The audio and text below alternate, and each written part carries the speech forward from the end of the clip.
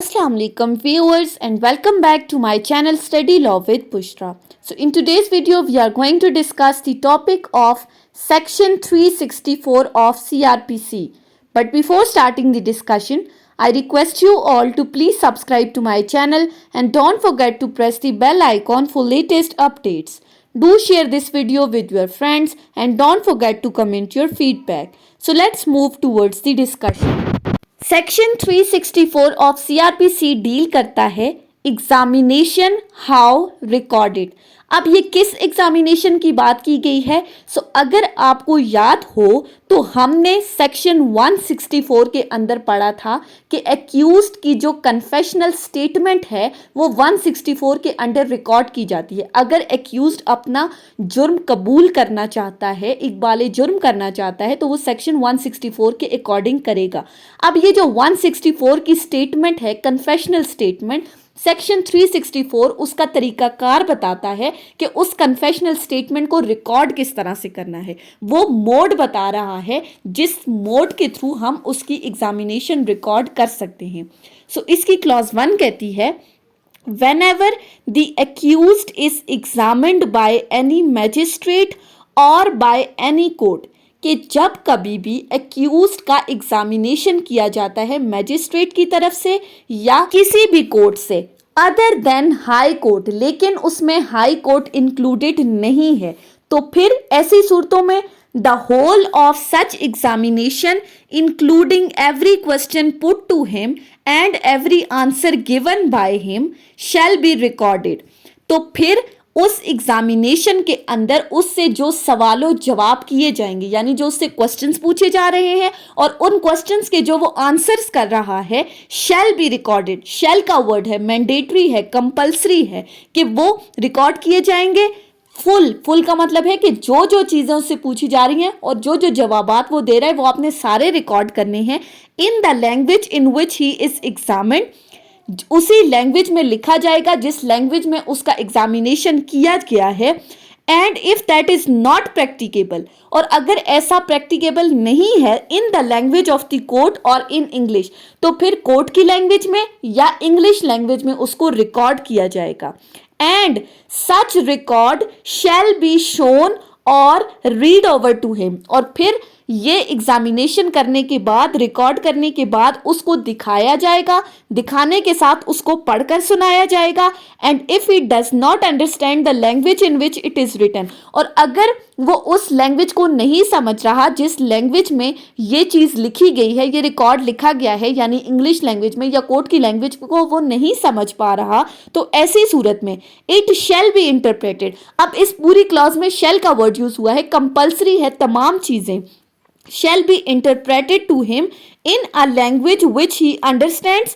तो फिर उसको उस लैंग्वेज में इंटरप्रेट किया जाएगा, उसको बताया जाएगा जो लैंग्वेज उसके लिए समझ आने वाली है, जो उसके लिए आसानी से समझने वाली है। And he shall be at the liberty to explain और एड टू हिज आंसर्स, और साथ ही साथ उसको ये भी आज़ादी दी जा रही है कि जब उसको वो रिकॉर्ड पढ़ के सुनाया जा रहा है, तो अगर वो उस रिकॉर्ड के अंदर कोई चीज़ मज़ीद एक्सप्लेन करना चाहता है या कोई चीज़ ऐड करना चाहता है, कोई चीज़ ऑल्टर करना चाहता है, तो वो उसके लिए फ्री है। यानी कि जब तक वो रिकॉर्ड उसको पढ़कर सुनाया जा रहा है उस वक्त तक वो उसमें एडिशन या ऑल्ट्रेशन कर सकता है।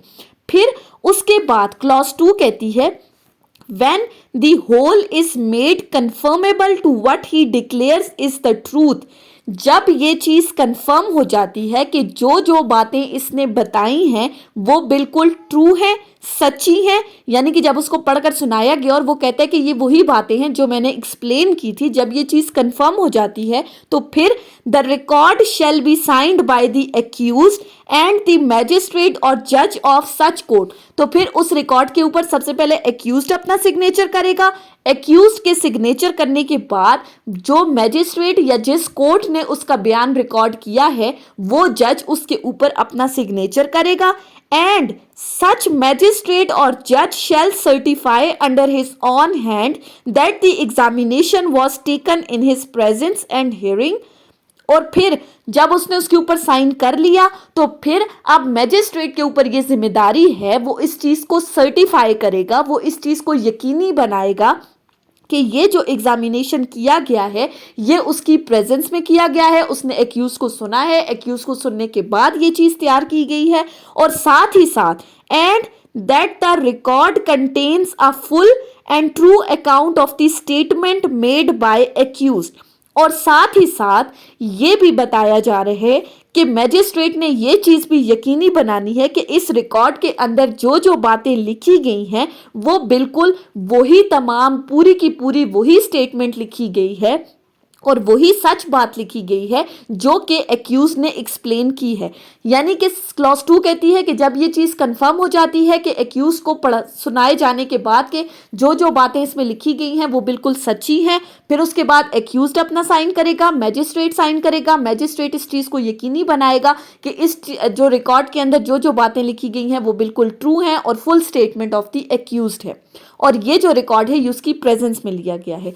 अब थर्ड क्लॉज कहती है in cases in which the examination of accused is not recorded by magistrate और जज हिमसेल्फ, उन केसेस में जहां पर जो एक्यूज्ड का स्टेटमेंट है वो मैजिस्ट्रेट और जज ने खुद रिकॉर्ड नहीं किया, तो फिर ऐसी सूरतों में he shall be bound as the examination proceeds to make a memorandum thereof in the language of the court और इन इंग्लिश। तो फिर वो बाउंड है कि वो एक मेमोरेंडम तैयार करेगा कोर्ट की लैंग्वेज में या इंग्लिश लैंग्वेज में, if he is sufficiently acquainted with that, अगर वो उस जबान से वाकफियत रखता है, और फिर such memorandum shall be signed by magistrate और जज under his own hand and shall be annex to the court. और जब ये मेमोरेंडम तैयार हो जाएगा तो उसके बाद एक्यूज्ड अपना सिग्नेचर करेगा, एक्यूज्ड के सिग्नेचर के बाद मैजिस्ट्रेट अपना सिग्नेचर करेगा और फिर इसको रिकॉर्ड के साथ एनेक्स कर लिया जाएगा, यानी इसको रिकॉर्ड का बाकायदा हिस्सा बना लिया जाएगा।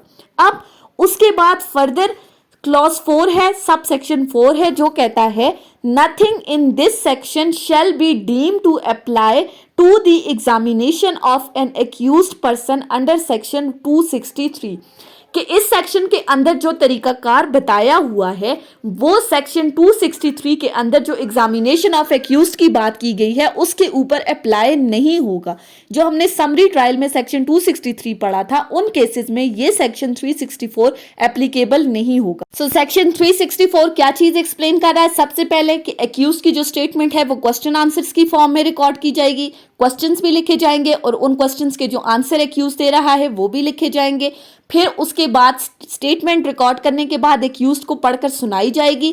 अगर एक्यूज्ड के लिए कोर्ट की लैंग्वेज और इंग्लिश लैंग्वेज अंडरस्टैंडेबल नहीं है तो फिर उसका जो ये स्टेटमेंट है वो उसको उसी लैंग्वेज में पढ़कर सुनाया जाएगा, उसके लिए इंटरप्रेट किया जाएगा जो लैंग्वेज उसके लिए आसान है, जिसको वो इजीली समझ सकता है, उस लैंग्वेज में उसको सुनाया जाएगा। और इस दौरान अगर वो चाहे तो वो अपनी स्टेटमेंट में कोई भी चीज़ ऐड या ऑल्टर कर सकता है। उसके बाद जब ये चीज़ कंफर्म हो गई कि जो स्टेटमेंट इसमें लिखी गई है वो बिल्कुल वही है जो एक्यूज बता रहा है, तो उस पर एक्यूज के सिग्नेचर लिए जाएंगे। एक्यूज के सिग्नेचर्स के साथ मैजिस्ट्रेट अपना सिग्नेचर करेगा और साथ ही साथ वो ये चीज़ सर्टिफाई करेगा कि ये जो स्टेटमेंट है मेरी प्रेजेंस में रिकॉर्ड हुई है और इसमें वही बातें लिखी गई हैं जो एक्यूज ने बताई हैं। उसके बाद फिर इस चीज़ को रिकॉर्ड का हिस्सा बना दिया जाएगा। So that was the whole discussion on section 364 CRPC that explains that how the examination of accused is recorded. So I hope कि आपको ये लेक्चर समझ में आया होगा। अगर आपने इस वीडियो को अटेंटिवली सुना है तो अगर आपको ये वीडियो अच्छी लगी है तो इस वीडियो को लाइक करें, कमेंट करें और चैनल को ज़रूर सब्सक्राइब करें। Thank you so much for watching. अल्लाह हाफिज़।